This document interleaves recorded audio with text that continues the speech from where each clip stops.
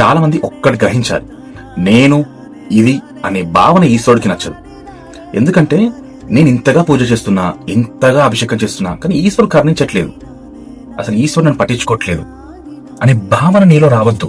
నువ్వు చేసే పూజ, నువ్వు చేసే అలంకరణ, నువ్వు చేసే అభిషేకం ఈశ్వరుడికి అందినప్పుడు అది నిస్వార్థమైన భక్తితో మాత్రం అందుతేనే ఈశ్వరుడు అనుగ్రహిస్తాడు. నీ మనసులో ఏదో ఒక కోరికలు పెట్టుకుని నువ్వు చేసే అభిషేకాలకి ఈశ్వరుడు స్పందించినప్పుడు నువ్వు మళ్ళా ఇలా మాట్లాడిననుకో, అది ఎలాంటి ఫలితం ఉండదు. అండ్ ఇంకొకటి, ఏ ఫలితం అంటే ఇప్పుడు నీకు ఏది కావాలో ఈశ్వరుడికి తెలియని విషయం కాదు అది. సో నువ్వు చేసే అభిషేకం గాని, చేసే ఆరాధన గాని, శివుడి మీద నువ్వు ఉండే భక్తి గాని నిస్వార్థమైన భక్తి మాత్రమే ఉండాలి ఈశ్వరుడికి. అలాంటి భక్తికి ఈశ్వరుడు పులకరించిపోతాడు. స్వార్థంతో కూడిన భక్తికి ఈశ్వరుడు అసలు యాక్సెప్ట్ చేయడం చాలా దూరం ఉంటాడు. మీరు గుర్తుపెట్టుకుని, చాలా వరకు అందరికి తెలియదు ఈ విషయం. స్వార్థంతో ఈశ్వరుని జయించలేవు నువ్వు.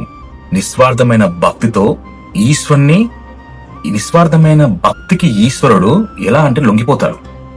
అంటే ఆ నిస్వార్థమైన భక్తి ఈశ్వరుడికి అంత ప్రత్యేకతమైంది. నువ్వు నిస్వార్థంగా నీ దగ్గర ఏం లేకపోవచ్చు, ఒక్క బిల్వపత్రం పెట్టి ఈశ్వరాన్ని నిస్వార్థమైన భక్తితో నువ్వు ఈశ్వరుని ఆరాధించినప్పుడు పులకరించిపోతాడు పరమేశ్వరుడు.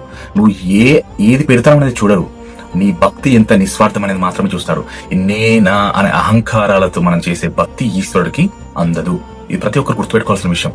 అందుకే ఈశ్వరుని ఆరాధించేటప్పుడు నిస్వార్థమైన భక్తి మాత్రమే ఉండాలి.